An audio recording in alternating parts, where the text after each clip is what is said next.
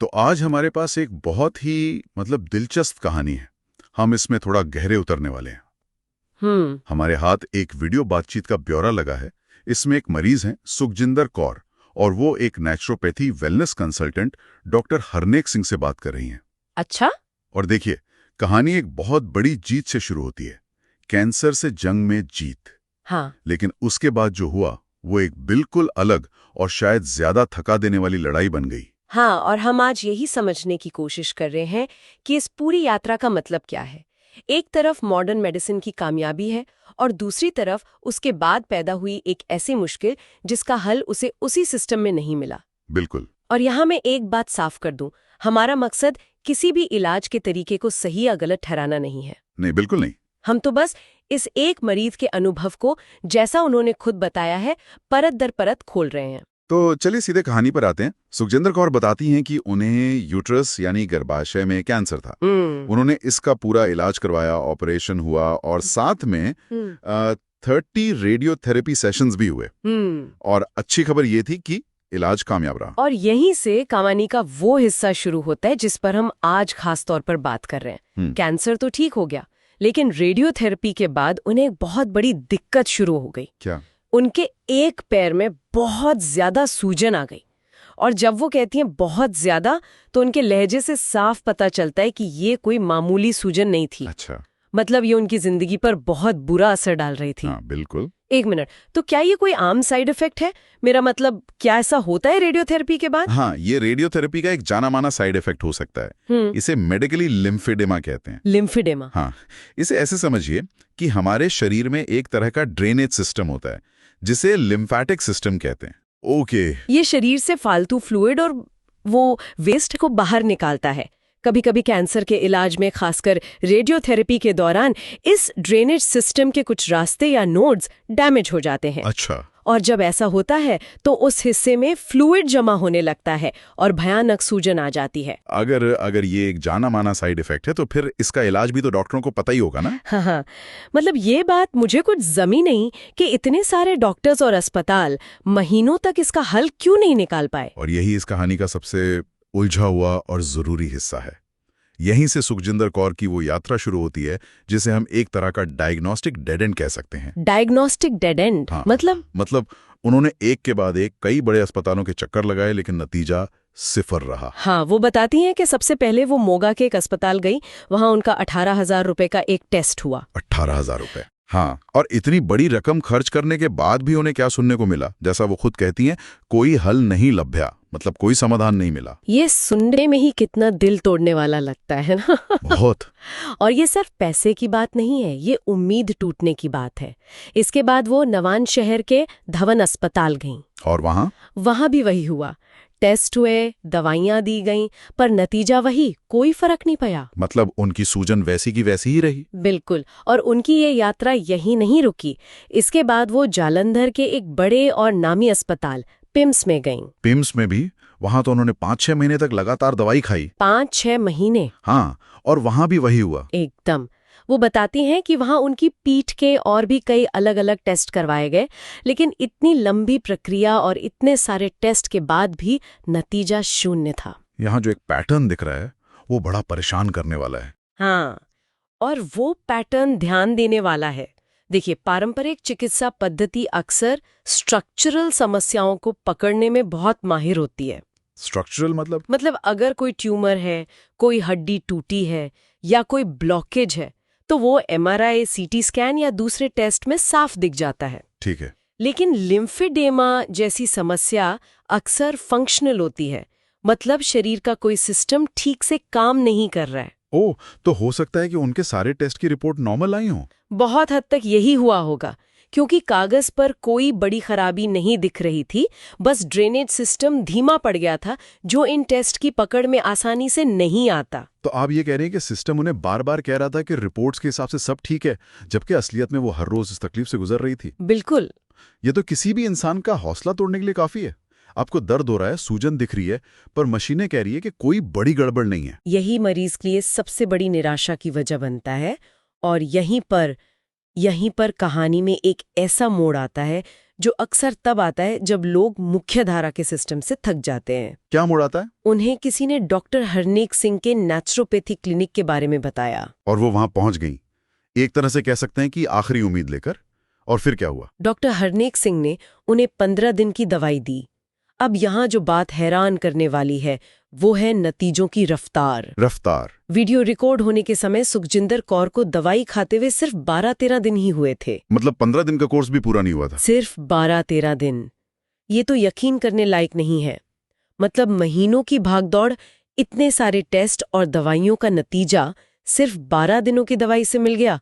ये कैसे मुमकिन है? उनके अपने शब्दों में उन्हें काफी फर्क पड़ गया है और काफी मैनू आराम आ गया। मतलब उन्हें बहुत फर्क पड़ गया है और काफी आराम है। हाँ, वो साफ तौर पे कहती हैं कि उनके पैर की सूजन, जिसके लिए उन्होंने इतना संघर्ष किया, वो अब बहुत घट गई है। वाह।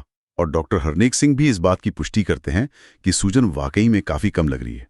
तो ये सिर्फ मरीज की भावना नहीं है, बल्कि एक भारी अवलोकन भी है। उनकी आवाज में जो राहत और खुशी है वो सुनकर ही महसूस हो रही है। वो एक लाइन कहती हैं जो उनकी पूरी भावना को समेट लेती है। कौन सी? वो कहती हैं, पर मैनू हुण बहुत खुशी है कि मैनू इन्ना डॉक्टर साहब को बहुत फर्क पै गया है। मैनू बहुत खुश हाँ। जिसका मतलब है, पर मुझे अब बहुत खुशी है कि मुझे इन डॉक्टर साहब से बहुत फर्क पड़ गया है, मैं बहुत खुश हूँ। हाँ, ये एक लाइन महीनों के दर्द और निराशा पर भारी है। बिल्कुल। अब सवाल ये उठता है कि ऐसा क्या हुआ जो नेचुरोपैथी से उन्हें इतनी जल्दी आराम मिल गया? हाँ, यही तो सवाल है। देखिए, हमारे पास इलाज का पूरा विवरण तो नहीं है, लेकिन हम नेचुरोपैथी के सिद्धांतों के आधार पर एक अंदाजा लगा सकते हैं। क्या हो सकता है कि जहां मॉडर्न मेडिसिन सीधे उस डैमेज्ड हुए लिम्फेटिक सिस्टम पर फोकस कर रही थी, वहीं नेचुरोपैथी ने शरीर के पूरे ड्रेनेज सिस्टम को एक साथ देखा हो? मतलब इसे थोड़ा और आसान भाषा में समझाइए प्लीज। इसे ऐसे समझिए, मान लीजिए शहर की एक मुख्य सड़क, मतलब लिम्फेटिक सिस्टम, उस पर मरम्मत के काम की वजह से भयंकर जाम लगा है। ठीक है। एक तरीका है कि आप उसी सड़क को खोलने की कोशिश करते रहें, और दूसरा तरीका है कि आप शहर के बाकी छोटी मोटी गलियों और साइड रोड्स को, जैसे किडनी, लिवर, पसीना, इनको खोल दें और ट्रैफिक को वहां से निकालना शुरू कर दें, ताकि मुख्य सड़क पर दबाव कम हो जाए। एग्जैक्टली। नेचुरोपैथी अक्सर यही करती है। वो शरीर के दूसरे डिटॉक्स और ड्रेनेज रास्तों को सपोर्ट करती है। हो सकता है दी गई दवाइयों में ऐसे हर्ब्स हों जो डायूरेटिक हों। डायूरेटिक? हाँ, मतलब पेशाब के जरिए अतिरिक्त पानी को बाहर निकालें, या जो लिवर फंक्शन को बेहतर करें। इससे शरीर के उस हिस्से से फ्लूइड को बाहर निकलने के दूसरे रास्ते मिल गए और सूजन कम हो गई।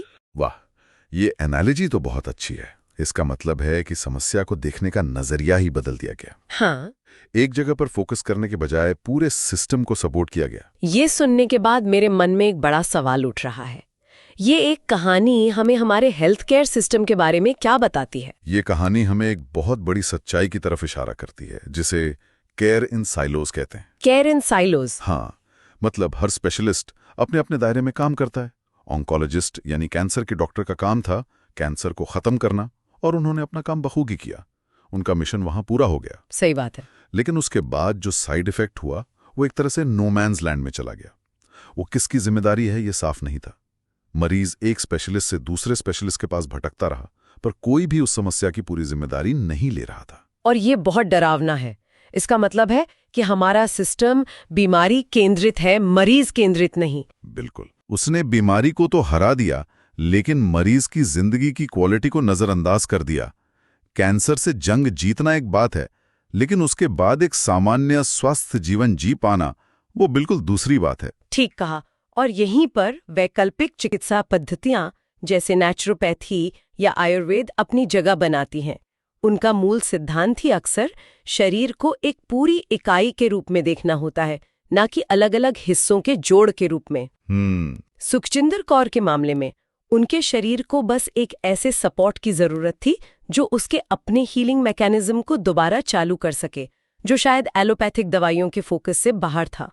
तो क्या इसका मतलब यह है कि हमें दोनों सिस्टम को एक दूसरे का दुश्मन समझने के बजाय उन्हें एक दूसरे का पूरक समझना चाहिए? हाँ, मतलब एक सिस्टम जिंदगी बचाने में माहिर है तो दूसरा जिंदगी की क्वालिटी सुधारने में मदद कर सकता है। यही इस पूरी बातचीत का सबसे अहम निचोड़ हो सकता है। हम एक ऐसे भविष्य की कल्पना कर सकते हैं जहां कैंसर के मरीज का इलाज करते समय ऑन्कोलॉजिस्ट के साथ साथ एक नेचुरोपैथ या आयुर्वेदिक डॉक्टर भी टीम का हिस्सा हों, वाओ, जहां इलाज के पहले दिन से ही साइड इफेक्ट्स को मैनेज करने की रणनीति बनाई जाए, ताकि मरीज को पहले एक बीमारी से लड़ना पड़े और फिर उसके इलाज के परिणामों से। ये तो एक बहुत ही शक्तिशाली विचार है। तो आज हमने सुखजिंदर कौर की कहानी को बहुत गहराई से समझा। ये कहानी यूट्रस कैंसर के सफल इलाज के बाद शुरू हुई एक और लड़ाई की है। रेडियोथेरेपी के कारण पैर में आई भयानक सूजन, फिर मोगा, नवानशहर और जालंधर के बड़े अस्पतालों में महीनों की नाकाम कोशिशें, और अंत में सिर्फ 12-13 दिनों में नेचुरोपैथी से मिली एक बड़ी, लगभग चमत्कारी राहत। यह अनुभव दिखाता है कि कैसे मरीज अपने स्वास्थ्य के लिए अलग-अलग रास्ते तलाशते हैं जब उन्हें मुख्य धारा की चिकित्सा से उस समाधान नहीं मिलता जिसकी वो उम्मीद कर रहे होते हैं। बिल्कुल। ये कहानी किसी एक सिस्टम की आलोचना नहीं है, बल्कि ये एक मौके की तरह है, ये सोचने का कि हम मरीजों के लिए चीजों को और बेहतर कैसे बना सकते हैं। और ये कहानी सिर्फ एक व्यक्ति की नहीं है ना?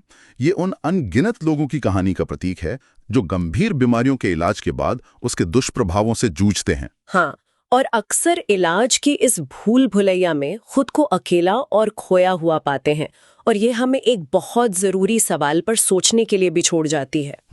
ये मामला हमें ये सोचने पर मजबूर करता है कि क्या आधुनिक चिकित्सा में इलाज के बाद होने वाले साइड इफेक्ट्स के प्रबंधन के लिए एक और ज्यादा एकीकृत यानी इंटीग्रेटेड दृष्टिकोण की जरूरत है? हाँ, एक ऐसा मॉडल जहां मरीज की पूरी रिकवरी को ध्यान में रखते हुए एलोपैथी, नेचुरोपैथी, आयुर्वेद या दूसरी पद्धतियों के विशेषज्ञता को एक साथ लाया जा सके, ताकि सुखजिंदर कौर जैसे मरीजों को समाधान के लिए महीनों तक भटकना ना पड़े और वो अपनी जीती हुई जिंदगी को सच में जी सकें।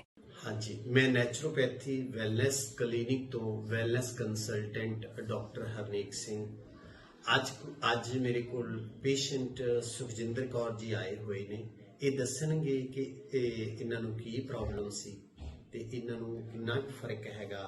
ਅਜੇ 15 ਡੇਜ਼ ਹੋਏ ਆ ਟ੍ਰੀਟਮੈਂਟ ਚੱਲ ਰਿਹਾ। 15 ਡੇਜ਼ ਹੋਏ ਆ ਜੀ? ਹਾਂਜੀ, ਮਤਲਬ ਹੋਣ ਹੀ ਵਾਲੇ ਆ।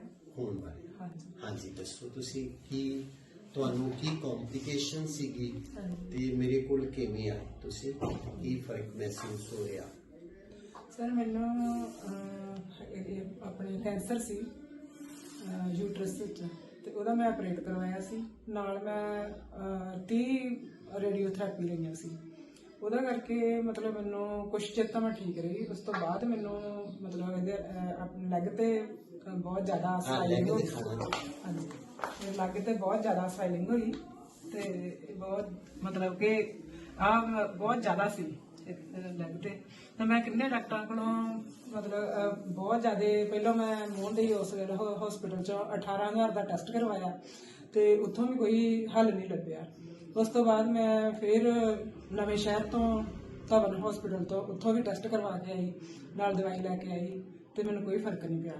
ਫਿਰ ਮੈਨੂੰ ਕਿਸੇ ਨੇ ਦੱਸਿਆ ਇਹਨਾਂ ਬਾਰੇ, ਫਿਰ ਉਹ ਲੈ ਕੇ ਆਏ ਮੈਨੂੰ ਇਹਨਾਂ ਕੋਲ ਤੇ ਮੈਂ ਦਵਾਈ ਖਾਧੀ ਤੇ ਇਹਨਾਂ ਨੇ ਮੈਨੂੰ ਦਵਾਈ ਦਿੱਤੀ 15 ਦਿਨ ਦੀ, ਤੇ ਮੈਂ ਬਸ 12-13 ਦਿਨ ਹੀ ਅੱਜ ਹੋਏ ਮੈਨੂੰ, ਤੇ ਕਾਫੀ ਮੈਨੂੰ ਫਰਕ ਪੈ ਗਿਆ।